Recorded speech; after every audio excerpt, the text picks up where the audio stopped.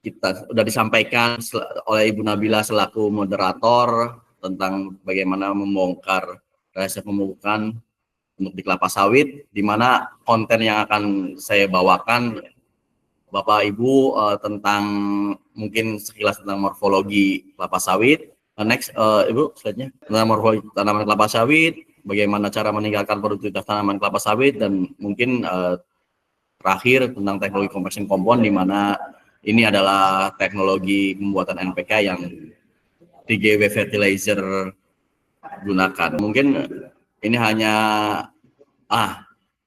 mungkin ini hanya morfologi kelapa sawit, hanya sekilas saja pengetahuan, dan Bapak Ibu pastinya udah mengenal tentang morfologi kelapa sawit itu sendiri, karena setiap hari pasti Ibu Bapak petani di sini berhadapan dengan kelapa sawitnya. Di sini kita mau sharing aja Pak ya, saya mau sharing aja tentang apa yang pengalaman dan pengetahuan saya tentang di dunia kelapa sawit. Nanti yang pastinya Bapak petani dan mungkin dari tim Sawit Pro yang lebih ahli lah di bidang kelapa sawit ini. Kalau secara morfologi tanaman kelapa sawit, di sini kita ada akar, batang, dan daun, dan ini merupakan memang morfologi tumbuhan yang sesungguhnya. Bahwa di kelapa sawit yang perlu diperhatikan selain daripada akar, batang, terutama daun, pelepah daun, dan buahnya itu sendiri. Nah, mungkin beberapa akan saya coba membahas beberapa tentang karakteristik atau penyusun hara apa saja sih yang menyusun morfologi kelapa sawit ini. Mungkin ini yang akan coba saya sharing ke Bapak Ibu petani yang ada di sini. Nah, jadi dalam meningkatkan produktivitas kelapa sawit yang perlu kita perhatikan, yang pertama tentang kesuburan tanaman, dan juga yang kedua adalah kesuburan tanahnya. Dua faktor ini yang akan menentukan tingkat keberhasilan daripada kita berbudidaya tanaman kelapa sawit.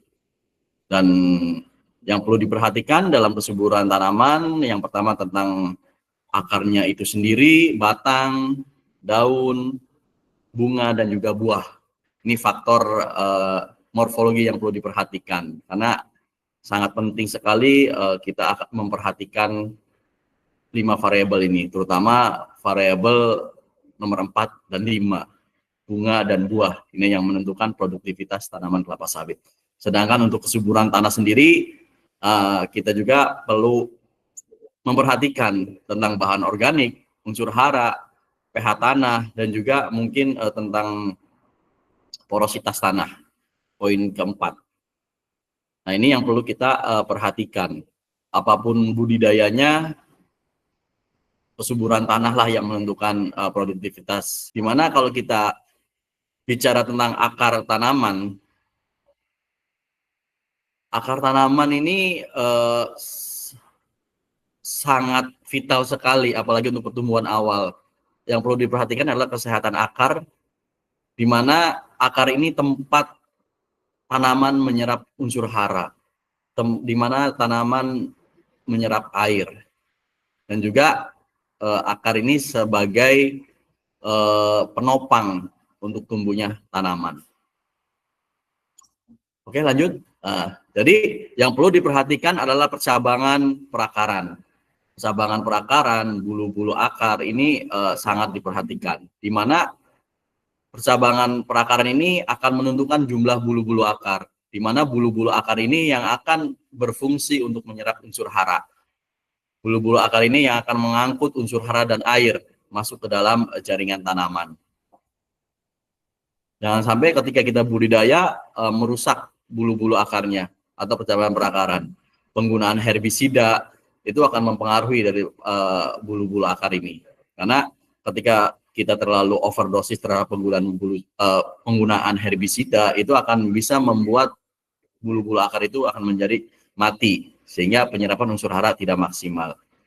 Mungkin ini sekilas tentang akar, dan di mana unsur hara pembentukan akar yang paling penting adalah fosfor, di mana fosfor ini sebagai kunci kehidupan bagi tanaman, di mana pembentukan RNA, DNA, pembentukan energi, dan dibantu oleh kalsium untuk kalsium, sulfur, nitrogen untuk percabangannya, dan kalium untuk kekuatannya akar sendiri. Sedangkan boron itu di akar itu berfungsi sebagai pembelahan sel, pemanjangan sel, dan pendewasaan daripada si akalnya itu sendiri. Dan beberapa unsur hara ini yang dari hasil penelitian ini yang berperan untuk pembentukan akar. Nah, ini mungkin sekilas tentang unsur hara pembentukan akar.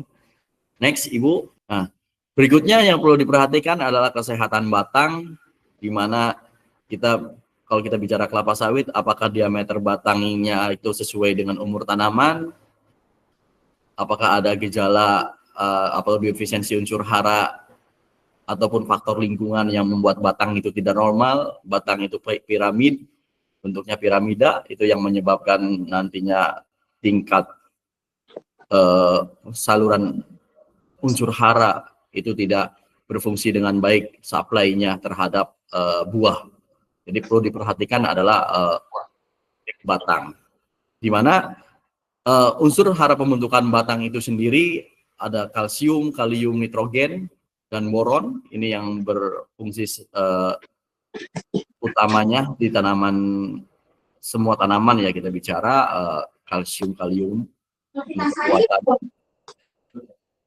untuk kekuatan batang dan untuk fungsinya batang sendiri, di mana di dalam batang ini terdapat pembuluh, xilem dan floem yang berfungsi untuk mendistribusikan air dan unsur hara ke semua jaringan tanaman. Oke, next. Nah, berikutnya ada pelepah daun, di mana pelepah daun ini atau daun sendiri yang berfungsi sebagai dapurnya tanaman, ini perlu diperhatikan kesehatannya, perlu diperhatikan kondisi daunnya, jangan sampai terserang hama dan penyakit yang menyebabkan kerusakan klorofil daun. Di mana klorofil daun ini sangat berfungsi sekali untuk proses fotosintesis, di mana tanaman untuk mengolah atau menyediakan energi itu lewat daun. Di mana yang perlu diperhatikan adalah tentang lebar daunnya, indeks daun ini perlu diperhatikan, jangan sampai ada kerusakan. Biasanya sering terjadi kerusakan daun itu karena penyakit ataupun hama serta defisiensi unsur hara. Ini yang perlu diperhatikan dengan baik. Jangan sampai terjadinya defisiensi unsur hara yang menyebabkan proses fotosintesis tidak maksimal sehingga mengganggu proses pembungaan dan pembuahan, sehingga menurunkan produktivitas tanaman. Next, panjang pelepah daun juga ini sangat berpengaruh terhadap produktivitas tanaman. Untuk banyaknya daun yang muncul, mungkin dari kita bicara daun, yang paling penting adalah mengingat budidaya tentang pemangkasan daun atau pemangkasan pelepah daun, di mana ketika kita tidak sesuai dengan SOP di kelapa sawit tentang pemangkasan daun, ini juga akan beresiko terhadap keluarnya bunga dan juga produktivitas daripada si tanaman kelapa sawit sendiri. Nah, ini mungkin yang perlu diperhatikan proses pemangkasan untuk daun kelapa sawit, di mana tentang pelepah di sini akan munculnya bunga ataupun tandan buah. Yang mau saya garis bawahi adalah beberapa unsur hara yang perlu diperhatikan dalam pembentukan daun, terutama nitrogen,